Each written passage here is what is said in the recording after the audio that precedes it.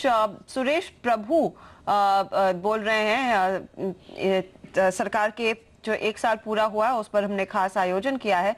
सुन लेते हैं क्या कहा जा रहा है। Remove various blocks, various impediments in the movement, and then to make sure that when they are removed, then we can move faster at a speed that you contemplate that we must have. And that's why I seek your apologies. And I thank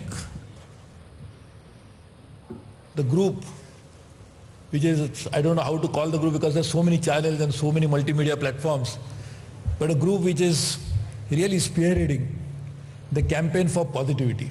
And I really appreciate it because, as you know, even doctors will tell you that the best of medicines won't work if the body doesn't want to think that he's going to get better. So if you do not bring in the element of positivity into the entire atmosphere, however may be the prescription, whatever may be the solution that we may bring about, will not get as good a response that we would have got otherwise. So thank you very much for that as well. My friends have told me to speak about economy, global economy, and then coming back to railways and all other things. So it's a difficult challenge to talk about all of that. But let me tell you that probably looking at global economy as a whole, we are in one of the best possible situations today in the country. My good friend Raghavan will tell you that if you want to draw a horoscope, then if it is all the stars are in the right house, then you should make the best use of that time. Because that time you go and propose, you will probably get married. You do some business at that time, it will definitely happen. Or if the stars are not in the right place, even the proposition might result into something else for you. So therefore, this is the best time for India, and we should try to make the best of it. Why is it the best time? The largest economy of the world, which is really suffering, and we thought it is already on the verge of recovery till we got the last quarter results. US growing at more than 1%, 2% is a significant one, because that itself adds to huge global output because it's the largest economy.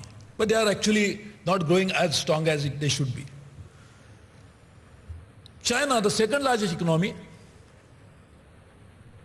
which is slowing down, may be good for them because there is an overcapacity, there is overinvestment, there is a huge exposure of the state banking system to state-created assets. To finance the state-created assets, there has been a depressed interest rate deliberately provided to the household savers, and as you know, the China's saving rate is as high as 50%.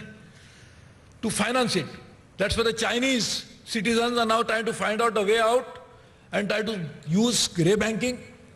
That is thriving. The housing bubble which was created by the fact that there was a overcapacity, people wanted to buy housing. So China is slowing down and may be good for them. Third largest economy, Japan, which seems to be, as we thought, people talk about Modinomics, the Japanese will talk about Abenomics, and actually working in the right way, the three arrows, but sometimes I think arrows are missing some target in a week. And the Japanese economy is also not growing. After a little bit of some spurt, it is also slowing down. Europe, I don't say we can call the EU as one economy, but still there is a common market, there is a common... Japan has domestic savings as well as Japan has a pension rate, huge pension savings. Japanese companies had probably at given point of time, as the economists estimated, probably something like 40% of the GDP where they were holding as cash. So Japanese have the capacity to invest. China has a foreign exchange reserves, they could invest.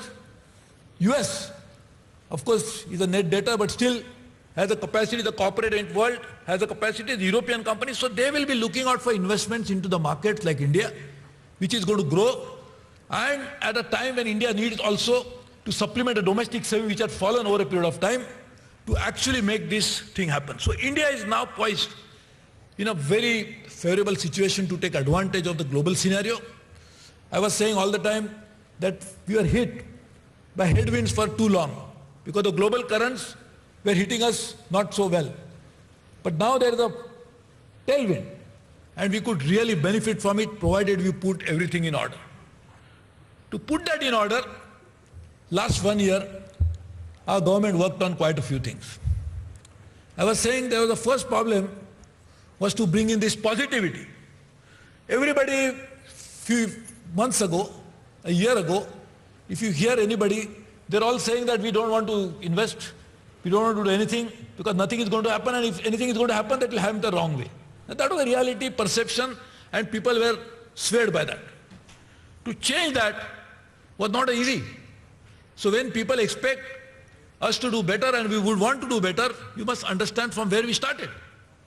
And therefore, at a given situation, a Prime Minister decided to focus not on something which is just trying to create headlines, but work on basics and try to start working on them. One of the first things that the government did was to ensure that our banking system is insulated from the challenges that the economy was facing. In fact, when there was the Southeast Asian economic crisis, when the capital flow happened, Indian banking system was not affected. Of course, I used to say, anyway, so that was not affected. Now, banks were exposed to high investment in infrastructure projects. And as you know, there's a mismatch. The banks, by definition, normally borrow, which is their time and demand liabilities, of not more than 5 years. And no infrastructure project can ever be serviced within 5 years.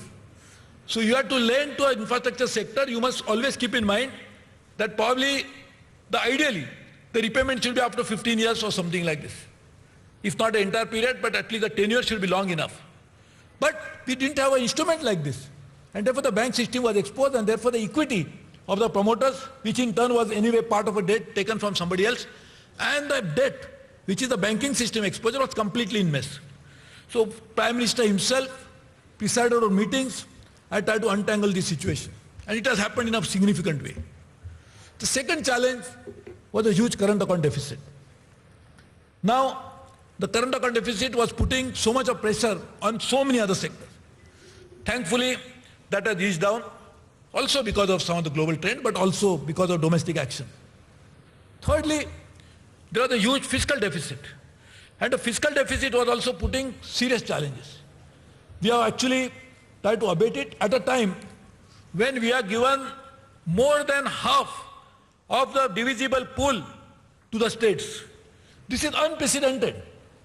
That the first time in India, of the divisible pool of the taxation that we have in the country, more